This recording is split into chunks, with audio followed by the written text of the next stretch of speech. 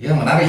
Nah, sekarang saya beralih lagi ke Kang Uje. Nah, Kang Uje tadi kan ya, pada dasarnya sudah diketahui ya mungkin pilihannya jalurnya jadi akhirnya jadi pengusaha, CEO. CEO gitu. Nah, katakanlah kalau dibanding-banding profesi ada tingkatan-tingkatan profesi yang eksekutif dan lain-lain. Nah, pada Pak Kang Uje sendiri pernah nggak ngerasa atau mengalami seperti dipandang sebelah mata gitu hanya karena profesinya saya mah tukang surabi gitu oleh orang-orang yang merasa mungkin di atas stratanya gitu rasanya pernah nggak gitu? Pernah, justru itu ini titik tadi seperti yang dikatakan kuliah ini justru titik awal itu dari situ, dari orang melihatnya hanya sesosok tukang surabi gitu ya, yang kalau overlap mungkinnya yang aktif gitu ya, yang sosialnya lumayan tinggi pada saat itu gitu. Jadi maka dilihatlah latar belakang si tukang surabi ini latar belakang pendidikannya di mana nih gitu. Sehingga karena memang basic awal saya itu keluaran Kobong, keluaran pesantren, santri. Saya kira santri gitu ya, asalnya 6 tahun saya di Kobong gitu ya, di Persatuan Islam nomor 24. Alhamdulillah gitu ya, bisa gitu ya, alif bingkang wae mah apalah ya nama gitu. Nah, karena tamatan taruhlah SMA atau sederajat aliyah itu ya, aliyah gitu, karena memang pada waktu itu tadi dikatakan untuk masuk ABRI juga tidak lulus, kemudian mau kuliah pun pada saat itu biayanya pun sama tidak mendukung, akhirnya menjadi karyawan pada saat itu. Pada saat itu jadi karyawan, sekian tahun jadi karyawan, baru turun ke masyarakat itu di 2019 pertengahan sampai akhir itu lagi kencang-kencangnya nih yayasan yang dibangun sama Kang Edo ini nih, berupa aktivis sosialnya gitu ya, berbaginya yang dikencangkan itunya berbagi dari Jumat berkahnya gitu ya, atau kemarin beberapa sudah 5 kali ya kita mengadakan tebar kurban gitu ya. Nah, karena memang kita selalu di depan dengan seperti itu, nah orang-orang yang mereka secara finansial beruntung mungkin mempertanyakan itu basic pendidikannya sih apa gitu, sampai sekelas tukang surabi gitu ya, sekelas tukang cukur berani melakukan gebrakan, melakukan terobosan yang itu kalau untuk menurut saya itu luar biasa gitu ya, itu luar biasa sekali karena tidak semua orang terpikir bahwasannya berbagi itu harus menunggu ada dulu. Jadi kan rata-rata kebanyakan orang berpikir itu berbagi ketika kita ada, ketika kita punya kebutuhan sekunder kita sudah tercukupi gitu ya, terus ada sisa, yang sisanya itulah dibagi. Tapi dengan terobosan yang dibawa oleh Kang Edo dan saya ada di dalamnya gitu ya, terobosan itu bahwasannya berbagi itu tidak harus ketika kita punya dulu.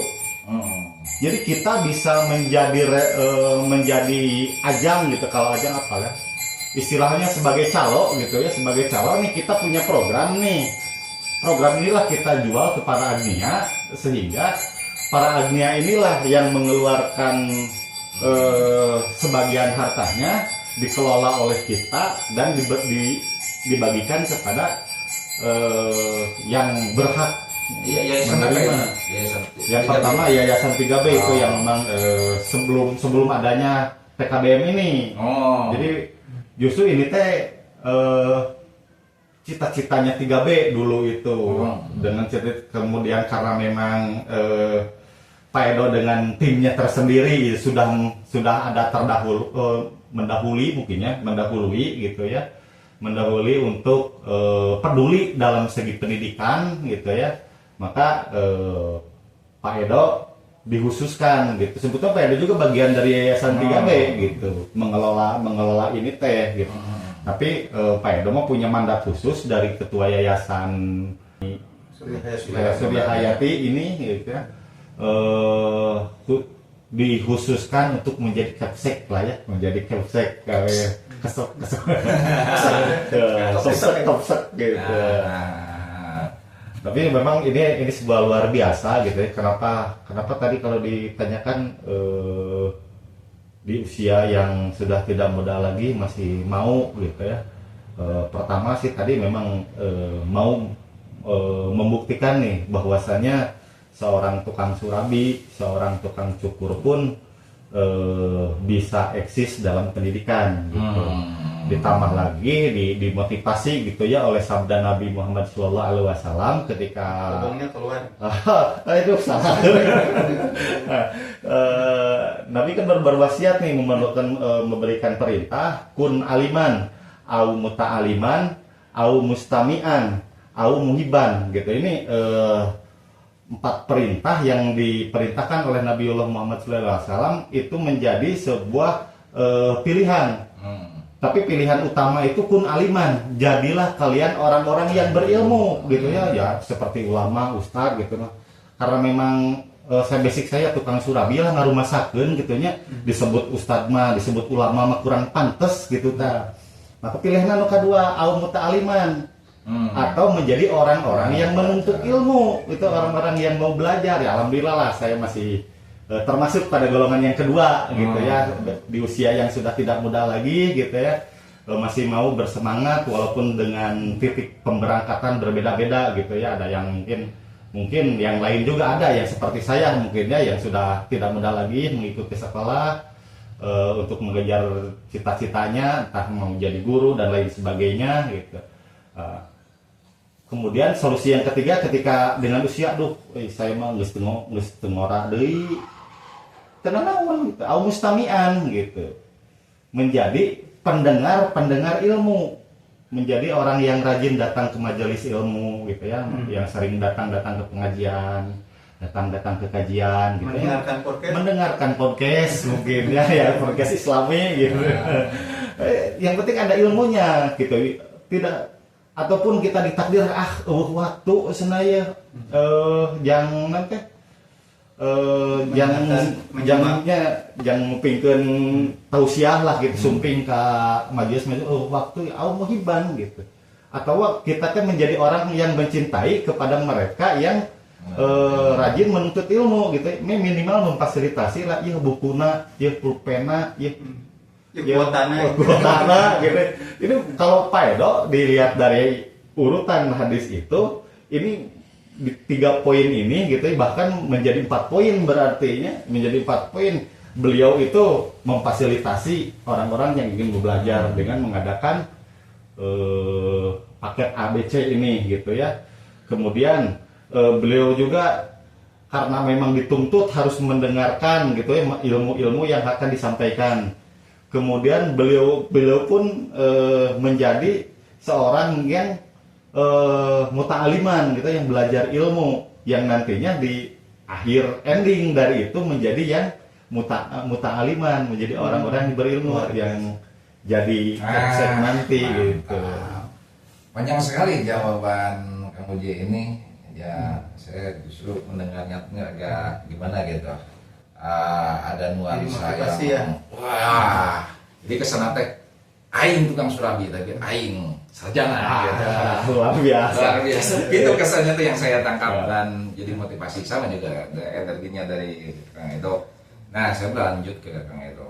Nih, kalau otomatis tadi berpikir bahwa kuliah itu penting, dan sekarang saya tanya apakah ijazah itu penting dan bisa menunjang masa depan gitu.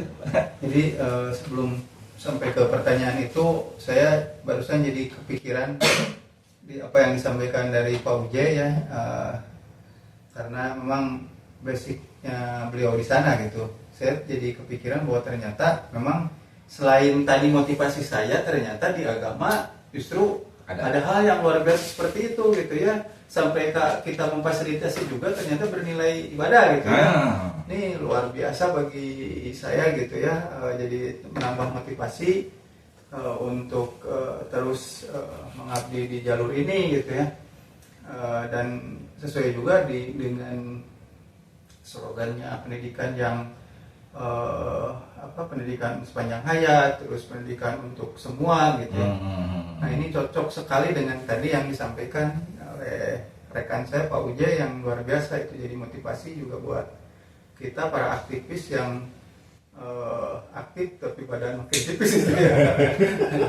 Ini tapi jangan jadi jargon baru itu. Ini tapi luar biasa sekali. Dan kalau ketika ditanya apakah ijazah itu penting, nah terutama di usia saya ini sekarang itu untuk tadi mengarungi jalur yang tadi kita pilih untuk bergerak di jalur pendidikan yang lebih condongnya ke jalur sosial sebetulnya seperti yang disampaikan tadi Pak Uje dengan keterangan bahwa luar biasanya gitu ya Islam mengatur tentang ini. Bagi saya pribadi ijazah sebetulnya tidak terlalu dipentingkan gitu ya.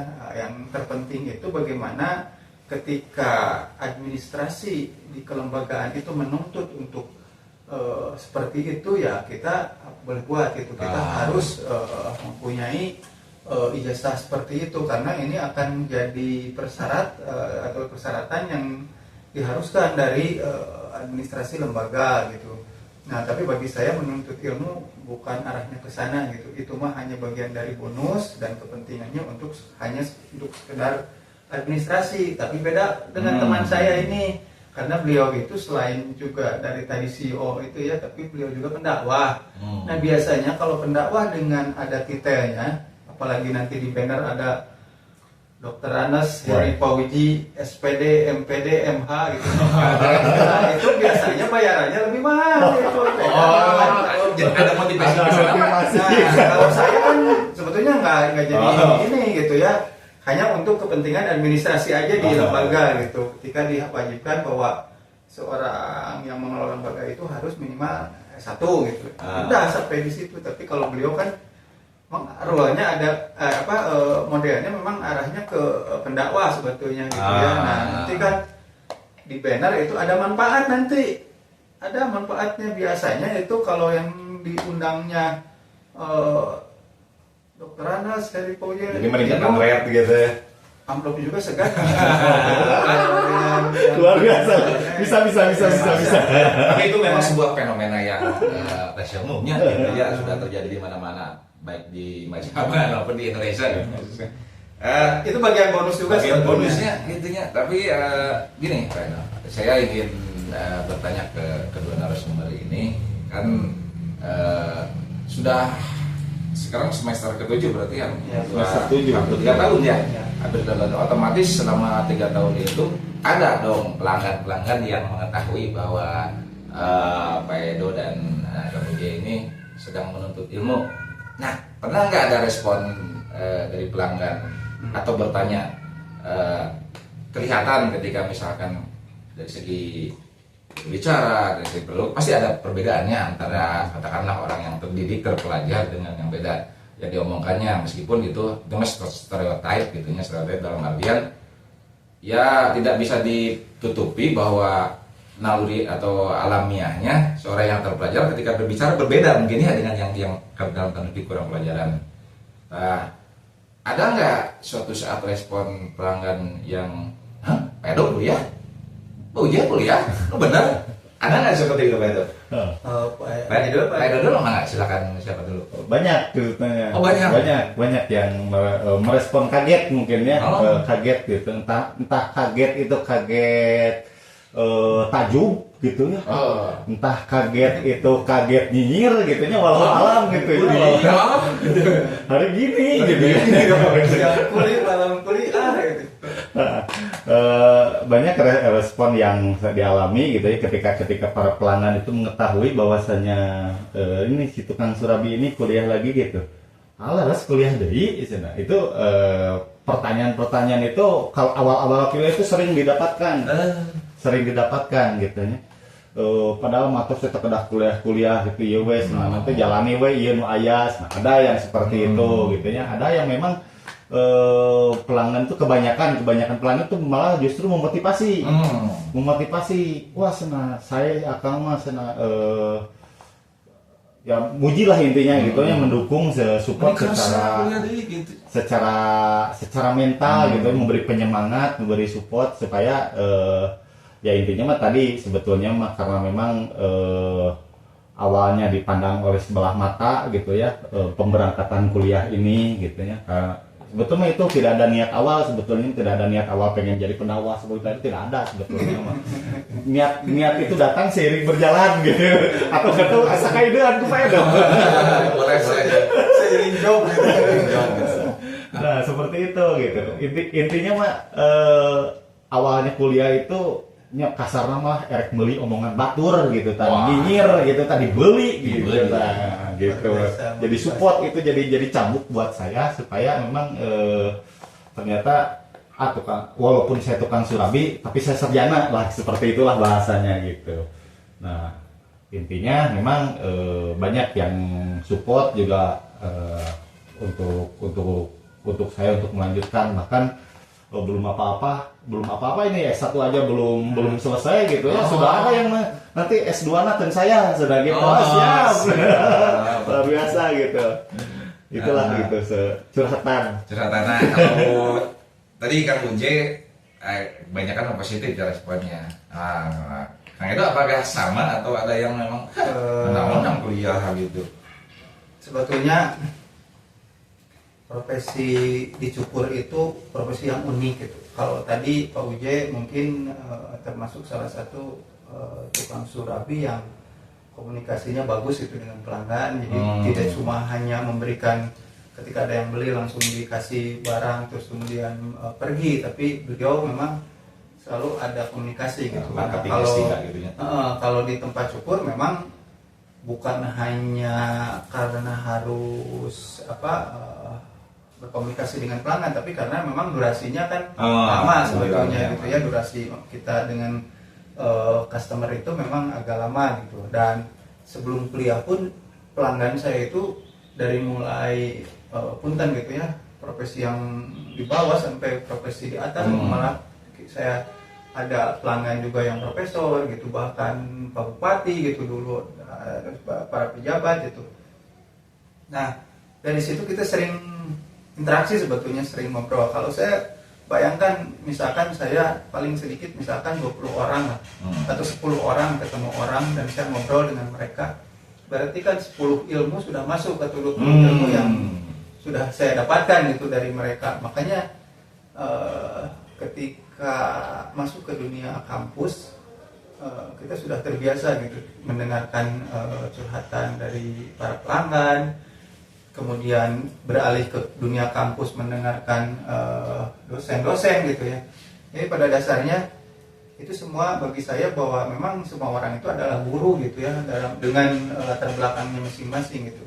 Nah, ketika profesi saya atau saya sendiri jadi tukang cukur menghadapi anak-anak sekolah misalkan gitu ya. Nah, sebetulnya jarang orang yang mengetahui bahwa saya sedang melanjutkan kuliah. Tapi ketika saya ngobrol dengan anak-anak mahasiswa misalkan, sekarang saya bisa nyambung gitu. Saya tanya kuliah di mana? Saya di semester berapa? Semester 7. Oh, sebentar lagi nyusul gitu ya. Sekarang karena saya udah ada planning gitu ya, udah ada gambaran bahwa dunia itu bisa lebih mendekatkan saya dengan customer gitu ya, dengan anak-anak gitu. Kemudian kalau saya berbicara pelanggan saya adalah guru misalkan, saya bisa ikut ngobrol dengan nyambung dengan profesi mereka gitu. Saya bisa menyampaikan apa sih 8 standar pendidikan gitu ya. Sekarang kalau dulu kan nggak seperti itu gitu obrolan gitu. Makanya kadang si customer juga bertanya, nah, Pak Edo tahu saya nanya, bilang Pak, saya sedang mengelola lembaga ini, kalau misalkan ada saudara ini, nah, jadi kita jadi sama menyampaikan apa yang sedang kami garap gitu. Nah, sama seperti Pak Uje, sebetulnya mereka kebanyakan mensupport gitu ya, mensupport, alhamdulillah katanya ya, bahkan ada beberapa yang memang jadi warga belajar di kita gitu ya, yang asalnya justru dari pelanggan gitu. Ya intinya banyak motivasi lah dari apa, kita sebagai pelaku usaha dengan customer gitu ya, dan malah sampai ke tingkat bahwa mereka juga salah satu termasuk dari penguat semangat kita sebetulnya mah, dengan harapan-harapan mereka gitu. Bahkan sempat ada pelanggan saya, salah satu dekan di Almasum gitu ya, Pak dosen Pak Haji Deni, sampai bertanya kenapa sih Pak Edo mau kuliah. Saya jawab ringan aja, karena waktu itu saya memang sedang mencukur beliau gitu. Saya Pak pengen bikin rekor, ada tukang cukur yang S3 kata saya. Jadi kalau sekarang belum ada yang saya, nah, saya akan jadi salah satunya gitu. Catat pemirsa, insya Allah 4 atau 3 tahun ke depan akan S3 nih. Dokter barber. Nah, itu jadi beliau kan langsung memotivasi, ya bagus katanya, ya intinya bagi saya pendidikan untuk semua tuh ya memang benar gitu ya, passion for all itu gitu ya. Jadi memang saya Pak Uje mungkin jadi salah satu dari sekian ribu para pelaku usaha yang memang kita ingin memperbaiki taraf kehidupan kita, taraf kesejahteraan, terus pendidikannya, terus ingat saya dari ketua yayasan saya disampaikan bahwa yang bisa mengangkat derajat kita itu ya karena keturunan, karena harta, dan karena ilmu. Kalau saya bukan anaknya orang terkenal gitu ya, terus harta juga ya kita hanya tukang cukur gitu ya. Ya yang masih bisa saya lakukan ya mungkin dengan menuntut ilmu yang tadi kata Pak Uje sampaikan itu sebetulnya gitu ya. Saya ingin masuk ke mode serius dulu ala Kang Uje. Berarti tadi betul kalau ya saya simak dari statement dan juga keterangannya dari Kang Edo, saya teringat sebuah dan dimensi spiritualis agama religius itu ada sebuah ayat yang bunyinya yarfa'illahil ladzina amanu minkum wal ladzina amanu darajat gitu. Jadi apa tuh, kedua sosok ini sedang menuju ke derajat yang lebih tinggi. Karena itu janji Allah. Jadi sedih. Ya, jadi janji Allah akan mengangkat derajat orang yang beriman dan berilmu dan sedang menuntut ilmu sekarang ke tingkat yang lebih tinggi. Mudah-mudahan bermanfaat. Nah, itu mode seriusnya. Sekarang segmennya, karena ini podcast bukan podcast yang ngiris bawang seperti yang lain, kita serius tapi santai. Nah, saya ingin bertanya kedua narasumber ini. Pak, dulu pernah diputusin pacar nggak karena ekonomi kita atau keadaan kita kurang beruntung gitu? Pernah nggak? Pak Edo dulu. Pak Edo dulu. Ini pertanyaan yang luar biasa sebetulnya. Ya, itu sebenarnya pertanyaan pembuka, nanti ada pertanyaan lanjutan. Ada. Pernahkah diputusin ceweknya itu pasti cewek dah memakannya. Gara-gara ngelihat ya kita nggak maju, nggak berkembang, atau kondisinya ya ekonominya ya, atau misalkan si cewek itu memilih yang lebih gitu. Sejujurnya dalam kehidupan saya memang pernah seperti itu, tapi itu jadi bukan salah satu penyebab saya harus bangkit sebetulnya. Itu mah saya tidak terlalu untuk dijadikan motivasi gitu ya. Yang jadi motivasi saya itu kalau nanti penanya menggiring arahnya ke sana, itu tidak jadi motivasi saya meskipun kejadian itu memang pernah. Betul. Padahal pertanyaan kuncinya belum muncul. Jadi punchline sudah ketemu. Cukuplah pantangnya. Berarti jawabannya pernah. Tapi tidak jadi motivasi itu. Untuk saya berubah gitu ya. Kamu J. Pernah? Belum. Oh iya. Belum pernah mau ditanya. Belum pernah, karena memang terus terang gitu keluar dari Kobong itu, saya langsung kerja, santri, kerja. Jadi belum pernah ngalamin seperti itu. Sekalian itu langsung ya yang sama sekarang. Oh, betul Pak. Betul sama yang sekarang satu itu Pak. Satu yang tertulis di akte. Nah, berarti ini mah nggak usah ditanya ya, gitu. Yang Tapi sebentar, Pak Bos. Bagus. Dari sekian tadi pertanyaan ini yang buat saya keringetan. Jadi saya ingin bertanya kan berarti khusus Pak Kang Edo ya. Nah, termasuk bertanya kepada saya juga gitu, yang pernah diputusin dan bukan diputusin, ditolak karena kondisi yang tidak mendukung gitu. Curhat dong.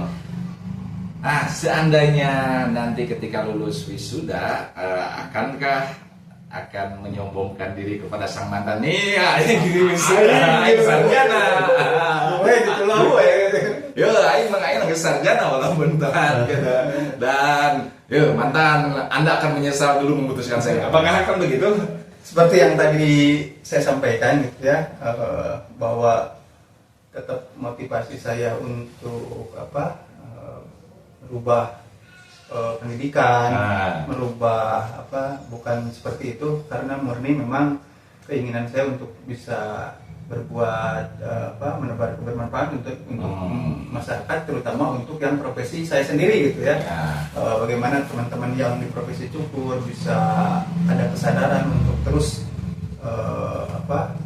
mencari ilmu gitu, minimal untuk mendorong anak-anaknya untuk berbuat itu. Dan hal yang tadi ditanyakan, apakah nanti ketika wisuda saya akan membanggakan diri, tidak sampai saat penanya bertanya itu saya nggak terpikir ke sana gitu. Yang saya ingin mau di-printing, ijazahnya mau di-printing.